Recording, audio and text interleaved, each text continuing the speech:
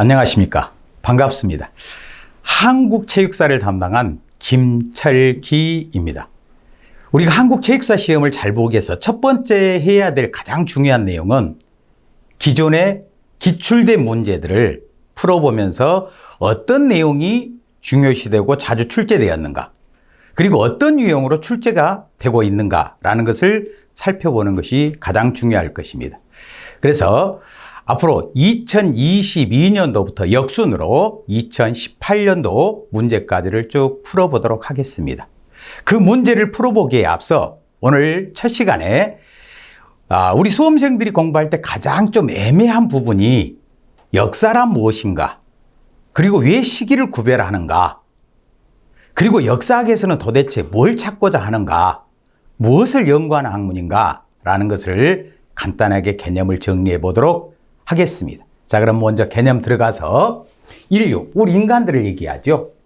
자, 그 인류를 우리가 시대를 구분하는데 이것도 출제된 적이 있습니다. 왜 역사나 한국체육사에서 시대를 구분하느냐? 첫 번째, 연구 서술하기가 편합니다. 잘라놓기 때문에.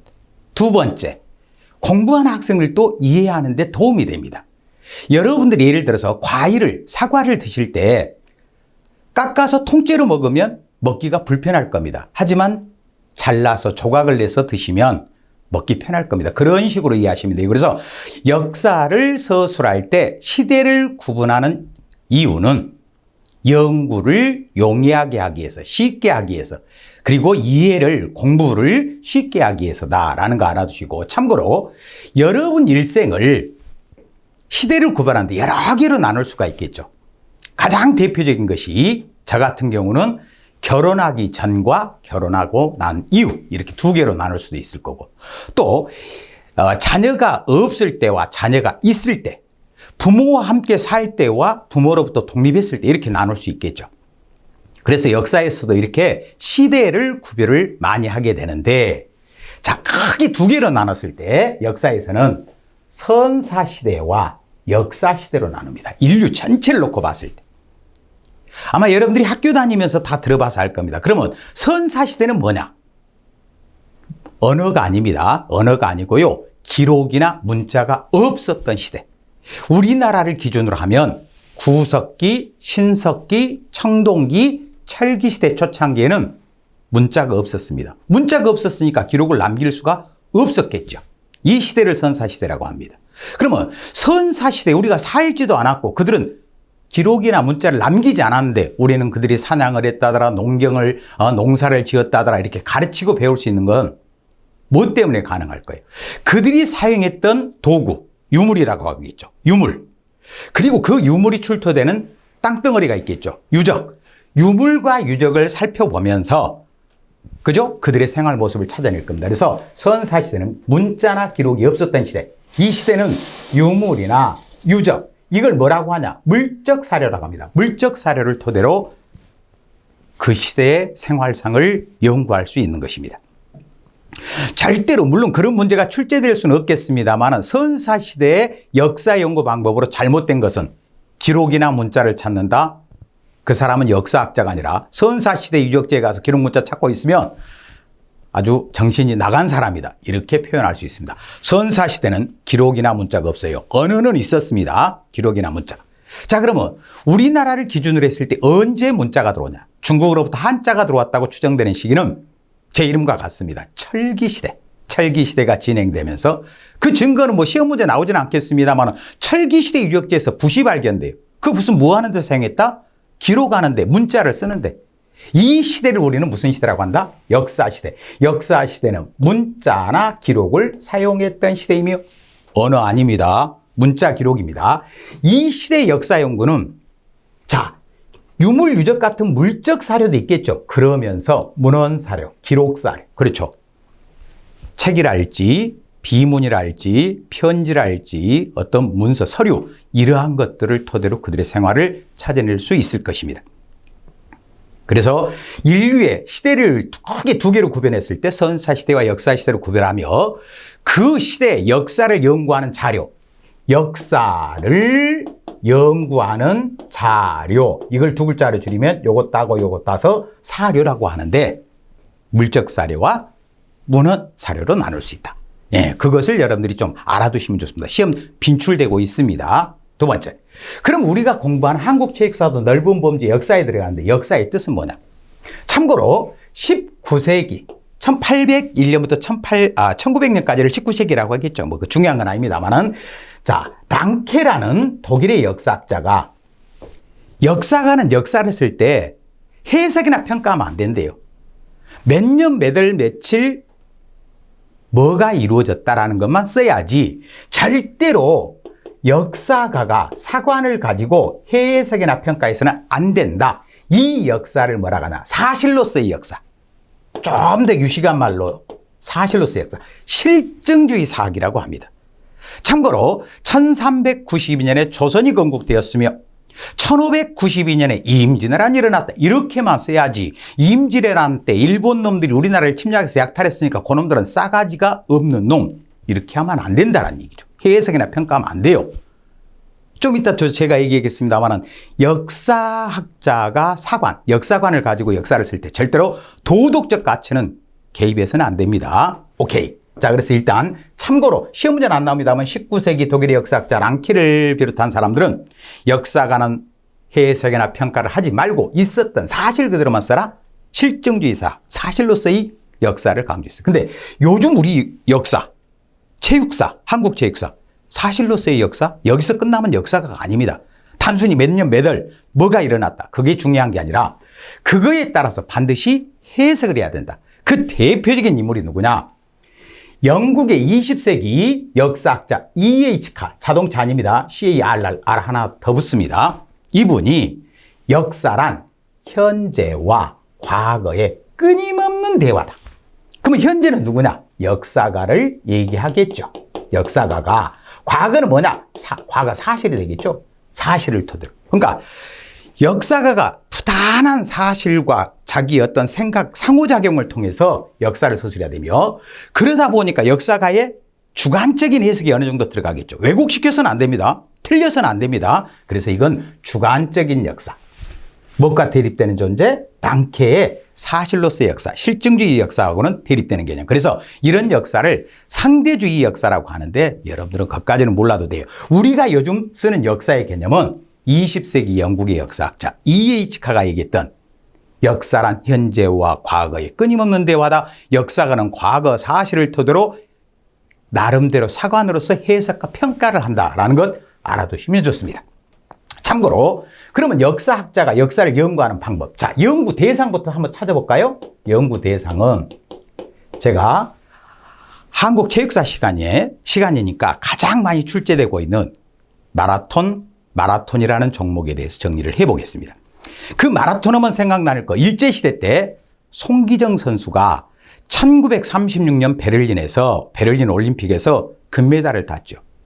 그러면 누가 바로 여러분들이 국어 시간에 많이 들어봤을 육하 원칙 중에서 누가 언제 어디서 이게 굉장히 중요합니다. 무엇을까지 알면 좋겠습니다만은 물론 어떻게 왜도 중요합니다만 더 중요한 건 누가. 그렇지. 송기정 선수가 사람이네요. 사람 인자죠. 좀 알아보기 힘듭니까? 자, 사람이 누가 언제 그렇죠. 1936년에 어디서 장소가 되겠죠. 베를린 올림픽에서 뭘 했다? 올림픽 금메달을 땄다. 마라톤 금메달을 땄다. 바로 이렇게 연구하는 건데 그런 역사를 연구하는 대상은 중요한 거 우리 한국체육사에서 출제됐습니다. 누가 언제 어디서.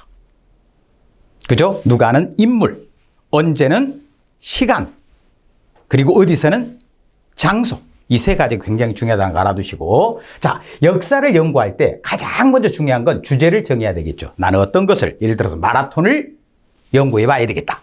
그럼 마라톤에는 그리고 그 마라톤과 관계된 역사적 자료를 수집을 해 봐야 되겠죠. 관련된 것들을 찾아봐야 되겠죠. 그리고 난 다음에 그 내용 중에서 틀린 것이 있겠죠. 그런 것들은 빼야 되겠죠. 왜곡된 것이 있죠. 빼야 되겠죠. 이걸 사료 비판이라고 합니다. 우리가 전체적인 역사에서 전설 내용 사실입니까? 아니죠. 그런 전설이 있었다라는 건 사실입니다만 막 용이 하늘로 승천을 하고 선녀가 내려와서 목욕하고 본 사람 있습니까? 아니죠. 그런 건 사료가 될 수 없습니다. 그런 걸 빼내는 것. 그것을 사료 비판이라고 합니다. 그리고 사관을 가지고 해석을 합니다. 그걸 토대로 서술, 기술을 하게 되겠죠.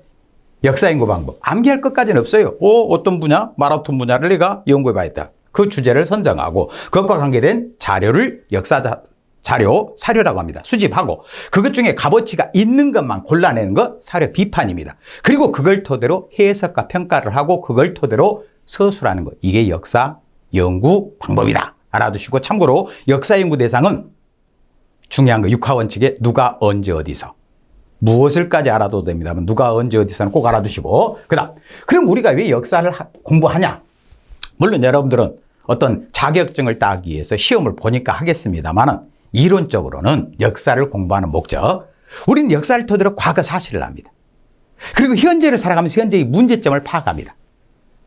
그런 문제점들을 잘 해결하면 보다 살기 좋은 미래를 만들 수 있겠죠. 그래서 역사학습의 궁극적인 목적은 역사를 통해 과거 사실을 알고 현재의 문제점을 파악하고 그런 문제점을 해결할 능력을 키워서 문제를 잘 해결함으로써 살기 좋은 미래를 만드는 데 있는 학문이다. 그러면서 시험 문제에서 자주 출제되고 있는 거. 아까도 제가 잠깐 언급했습니다만 역사학에서는 절대로 도덕적 가치관이 들어가서는 안 된다. 예를 들어서 축구 선수 손흥민 선수 다 아시죠? 세계적인 선수. 근데 이 선수가 예를 들어 국가대표 게임에 나가서 골을 넣었다. 그러면 착한 선수고 못 넣었다. 그러면 나쁜 선수고 그거 아니란 얘기죠. 어떤 대회에 나가서 어떻게 어시스트를 했고 어떻게 골을 넣었다. 이걸 찾아가는 것이 역사이지 골을 넣으면 착한 선수, 못 넣으면 나쁜 선수. 일본은 우리를 못 살고 그랬으니까 나쁜 놈들. 그죠? 누구는 우리를 도와주니까 착한 놈들. 이런 개념으로 역사학은 접근하지 않는다. 절대 역사학에서는 도덕적 가치관이 개입하면 안 된다. 그 다음 두 번째. 이거 많이 착각합니다. 수험생들이. 역사를 통해서 앞날을 예언한다. 역사학자는 예언가가 아닙니다.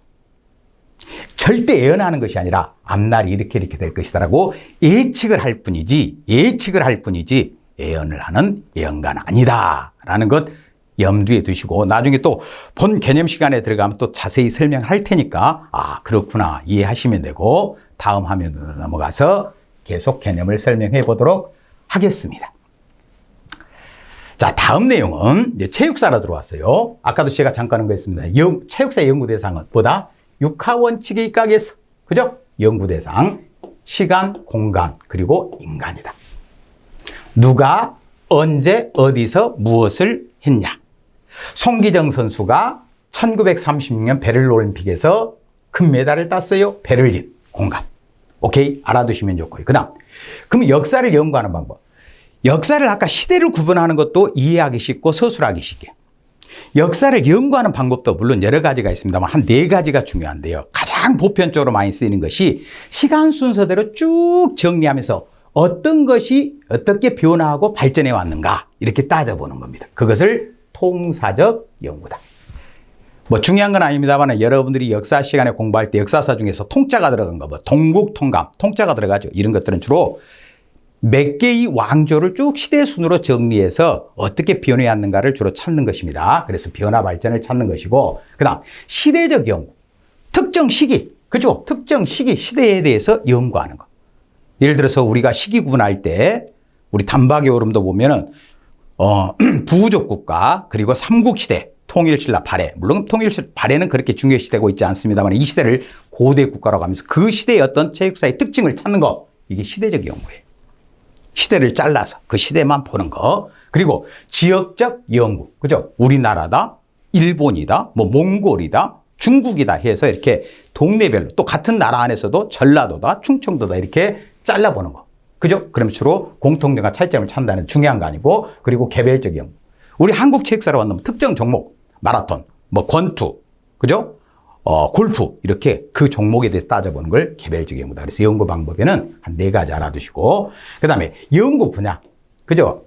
여러분들이 그 이번 지도사 자격증을 보면은 거기에 같이 들어있는데 우리 한국 체육사를 놓고 봤을 때도 자, 스포츠 사회 경제사가 있을 거고 스포츠 문화사가 있을 거고 스포츠 교육사가 있을 거고 스포츠 철학사가 있을 것이고 이렇게 나뉜다라는 거. 암기할 것까지 없어요. 그럼 우리가 이제 앞으로 본격적으로 공부할 이런 한국 체육사의 본격적인 연구는 언제부터 이루어졌느냐? 가보기가 아닙니다. 착각하면 안 돼요. 언제? 우리가 일제강점기로부터 광복한 1945년 우리가 광복을 맞이했죠. 1945년 이후에 본격적인 한국 체육사가 연구가 되었다라는 것 알아두시고 이어서 문제 22년도 기출문제부터 풀어보도록 하겠습니다.